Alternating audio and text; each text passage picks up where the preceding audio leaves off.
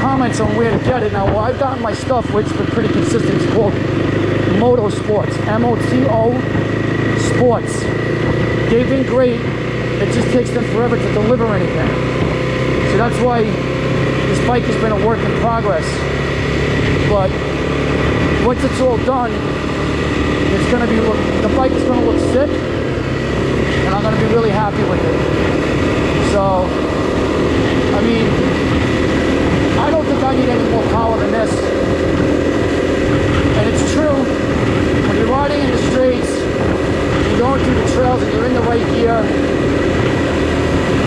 the bike is nimble, feels planted, it's not flickable, because it is heavy. With me on the bike, it's over 300 pounds. So that's not easy. Here we go, we're gonna go through some sand. Like nothing. Crazy. But anyway, for me, for the kind of riding that I'm doing, I'm a beginner. I want something that's more stable, more planted, something I feel like I'm not gonna die on, something I'm gonna enjoy. And believe me, I've done my homework. I did a very intense research on this bike, and I compared it to the Honda CRF 300F. I compared it to the Yamaha WR 250F, which is a great bike. I think if you're more of an intermediate to like high-level rider, that might be the better bike for you. I think if you're beginner to intermediate, this is definitely the bike to get. The Honda, great bike, very reliable. It's got the name brand, a 1-year warranty on it. Beautiful bike, love the colors. Red is my favorite color, by the way. So, it's a great bike, but they say it's a beginner bike and you outgrow it. And the suspension on that bike is garbage. So unless you plan on changing out the suspension, which is probably going to cost you a couple of $1,000, I would go with the Kawasaki. That's just me personally. So, let's downshift it. So overall, like I said with ChatGPT, and I've compared this bike to a million electric bikes.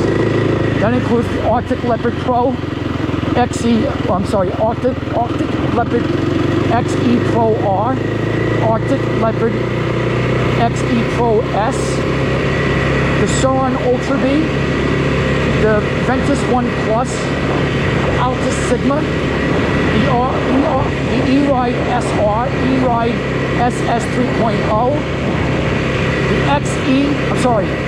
the Zero XE, the Dust, the Benell, the Stomp Haywire, all of those bikes, ChatGPT'd it, Googled it, and they said for a beginner, if you want to do Arizona trails, long rides, something that's linear, it's going to last, and just gas up and be reliable, Kawasaki takes the cake. Now depending, a lot of times the Zero XE comes in second place. So I'm definitely going to get an electric dirt bike, and that's most likely the one I'm going to go with. I just have a feeling that Zero's going to come out with a 20 to 25 kilowatt battery. And if they do, then that bike's going to have everything that you want and need, I do. As they say, it only has a top end of 53 miles an hour. So, as a result of that, people want more power. They want more top end. So I can understand why. But I gotta be honest, when you're doing 53 miles an hour on a dirt bike, you're cruising. And if you're trail riding, you're mostly on a gasoline bike. Your money gears are second, third, and fourth. Fifth and sixth is kind of a waste. So, on the electric, that essentially means you're really not going to go much above 53 miles an hour unless you're on a long straightaway and you want to rip. So if you're a beginner, I recommend this bike number one. I'd say the Zero XE number two if you want to go electric. I'd say the Yamaha WR 250F. But bear in mind, the Yamaha's like 10 grand. So it's almost double the price of this bike. So the question is, are you getting double the value? In my opinion, I say no.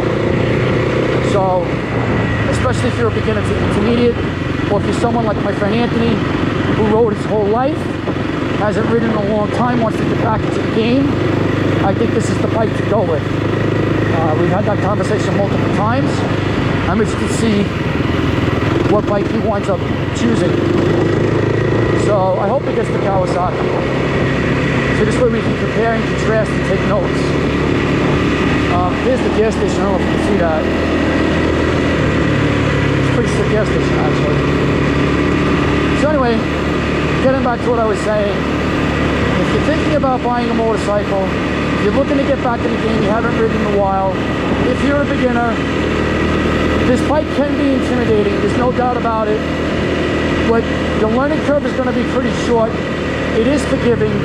You're going to stall, you're going to fall, but this bike is super reliable and you're really not going to outgrow it. So unless you're a young kid, when you're 19, 20, or in your early 20s, eventually you probably will outgrow this because you're going to want more low-end speed and more peppiness from the motorcycle. But for me, I'm 54 years old. I don't need anything more than this.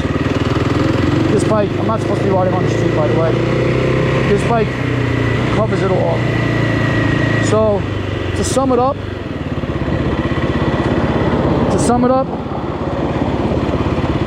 this bike, the Kawasaki KLX 300R, if you're a beginner to intermediate, or you haven't ridden in a while, and you're looking to get back in the game, I highly, highly, highly, highly recommend this motorcycle. Highly.